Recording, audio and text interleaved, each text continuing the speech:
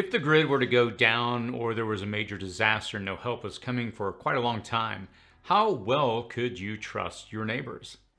Please consider subscribing to our newsletter by clicking on the link in the description and comment section below. If you enjoy this video, please subscribe and click the like button to help the channel grow. Hey YouTube, this is City Prepping. If you're new to this channel, my name is Chris, and on this channel we discuss emergency preparedness, aka prepping.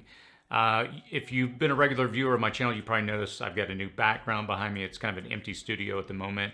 I'm in the process right now of overhauling my studio. We'll be adding different shelves and other things to kind of make it look a little more interesting than just a blank wall with a blank corner here behind me. So I'm working with a local videographer, and we're going to kind of overhaul, and I'll be doing some updates on that here, hopefully within the next few weeks, but bear with me over the next week or two while it kind of looks like I'm in this empty void. This week, we have been covering OPSEC. I did a poll at the beginning of the week, and we talked about, some questions along the lines of, can you trust your neighbors? And we did a video, at the time of the recording of this video, it will have been a few days ago, or rather yesterday, where we discussed, trusting your neighbors, different issues that will come up with OPSEC, and making sure that you're careful with how much information you give out to others. OPSEC, in its simplest form, it's basically operational security. It's keeping very important information secure, information that you don't necessarily want others to know, that you have a certain amount of food, a certain amount of water, because if people become desperate and they know you have it, obviously that could be a problem. And I led off, like I mentioned earlier, with a poll this week asking, how well do you trust your neighbors? I was kind of surprised. It was a breakdown. If you were to look, it's kind of one of those graphs that go up in the middle and kind of a bell curve and goes down on the other ends. 11% said that they completely trust their neighbors. And in the comments section, some of the people mentioned they have family that live next door. 21% said trust well enough, but they're not going to be really an issue if there was a problem, but they trust them close enough. And about half, or 35%, not half, but a good chunk in that middle said they're not sure. They don't really see them as a threat or as an asset.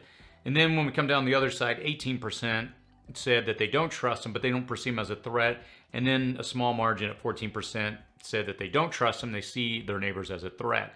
And so I was a little surprised, because I've been in this community for a long period of time, and a lot of people more or less perceive neighbors as a threat if there was a prolonged grid down situation.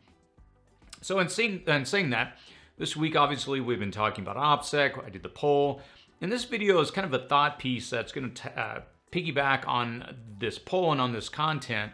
I think there's going to be some difficult times ahead for sure, and whether that's a massive collapse or just financial hardships, a lot of people are in that right now. It's always good to be in a position where you have somebody that you can trust, whether that's neighbors, obviously they're in the closest proximity. And it's always good to have neighbors you can trust, and hopefully vice versa. If they were to look at you and like, hey, that person's an individual that would really be valuable to help me. And I think we do live in a time where there's a real trust issue of others, especially those that have different views. We're becoming increasingly divided, and we've allowed our differences to almost be the focal point of some of our relationships. And what do I mean by that? It's easy to get into relationships, or rather be in a conversation and to fixate on the differences. And I think that's an unfortunate byproduct of social media. There's a whistleblower that recently came out, a former Facebook data scientist, Frances Hogan, I'm mispronouncing your last name, I'm sorry. But what she discovered, and the reason she came forward, is that she found in her research that the content that they allowed to kind of rise to the surface was content that was very divisive. And that led to higher engagement. So the algorithm purposely promoted that kind of content. And she shares a story of how she saw this as being very dangerous and destructive. And what that led to is obviously, and I think we see it, not that Facebook by any means defines all of America, but you do see that, I think, play out more and more the way people interact. It seems almost at times that it's easier to find differences and to fixate on those. And I know for me personally, and I think there's maybe an overgeneralized statement, but I think there's some truth to it, that in the last year and a half with lockdowns and a lot of people not going into offices, there was probably a reduction. Well, there was a reduction in social engagement. I think for many of us, we might have lost some of those skills and become, more or less increasingly reclusive. And, I already work from home. I've worked from home for the last 15 years. I have an office.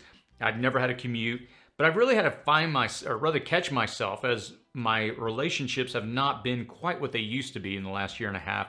I've really had to catch myself and not allow myself to form distrust. And what do I mean by that? When you don't spend a lot of time around people, it's easy to formulate kind of thoughts that you have, perceptions. And I know for me, I'm just speaking for me personally. I don't know if any of you struggle with this, but it's easy to kind of let that fester in your head of if you have a difference with someone and you can say over time, oh, they probably think this and this and that.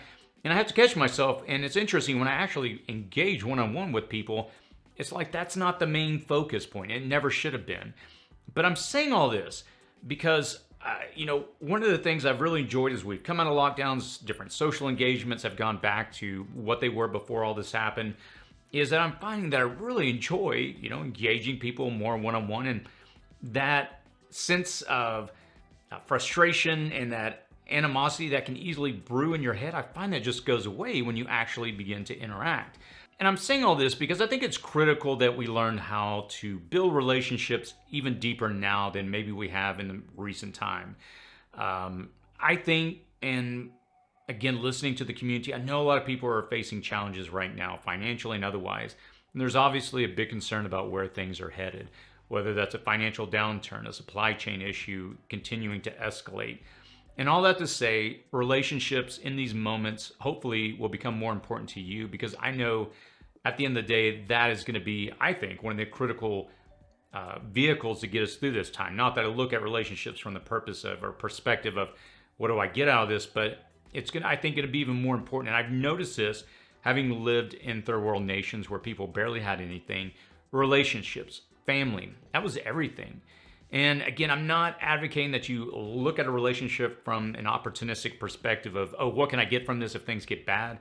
But I think the natural evolution of any relationship is going to be, that when times get hard, those are people that you're going to lean on, and vice versa. Hopefully you have those type of relationships where you can help others and they can help you. And if times do get hard, I think this will be everything. And it's going to be critical that you can trust. And trust obviously is something that's not given, it's earned. But at the end of the day, I realize I'm not going to be able to make it on my own. Relationships are everything. I've been married 17 years now, and I'll talk about this a little more in a minute. But I've been so fortunate. My wife has an amazing family. They're very tight-knit, very close. And they adopted me and they grafted me in. And I feel so fortunate for that. And at the end of the day, when they've had challenges, we're always glad to help. And, there's been times where they've been able to help us. And it's one of the reasons, and I know people always ask me, what are you doing in California? And I think this really deserves its own video. I'm not going to go on a long tangent at this point, but I'll suffice to say family. Family is everything. And again, I think I'll do a video. It definitely warrants its own video.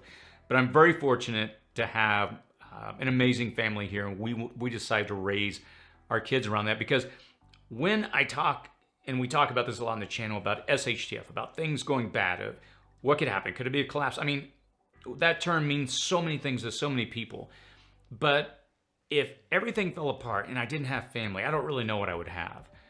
And it doesn't have to necessarily be a neighbor. I know this video and this week we've been talking about neighbors, so you trust them in the context of OPSEC. I have been fortunate that I have some close relationships with neighbors in the new neighborhood that I moved into, but I've also been fortunate to build a lot of great relationships from different social events.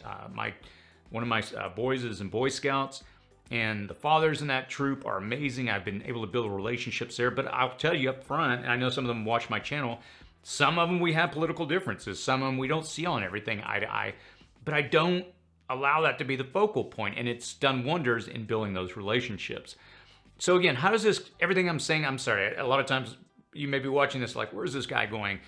How does this all connect with OPSEC and neighbors?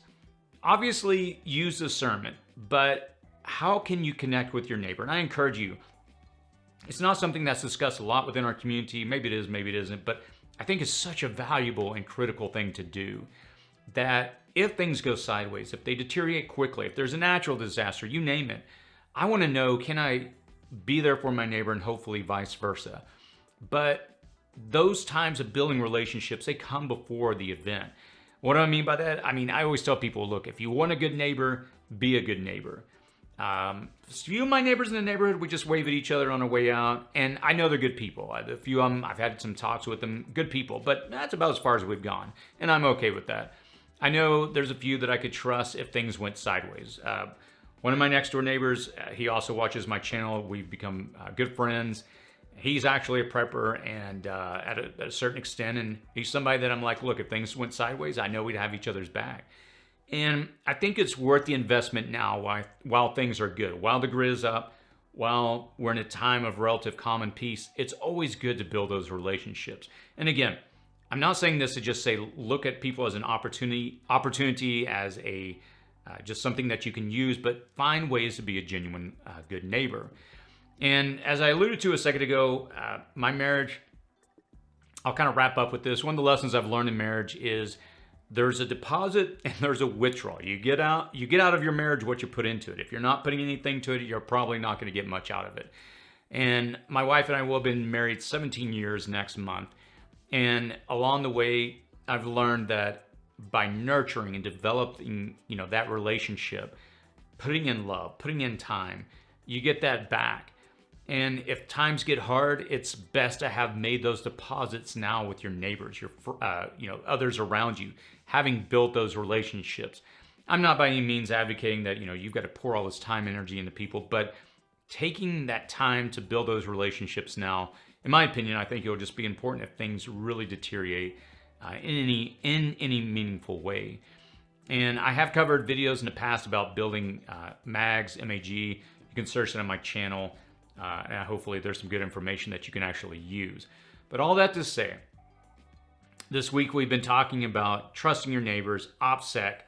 I hope I didn't provide information that makes people paranoid, but I hope people at least have a balanced view of being careful what they share with others, but yet learning to trust others, because at the end of the day, that will be everything if there's a disaster. I'd love to hear your thoughts, your feedback. When I did the poll earlier this week, there's a lot of great comments and a lot of great insight. Feel free to post those below in the comment section. As always, stay safe out there.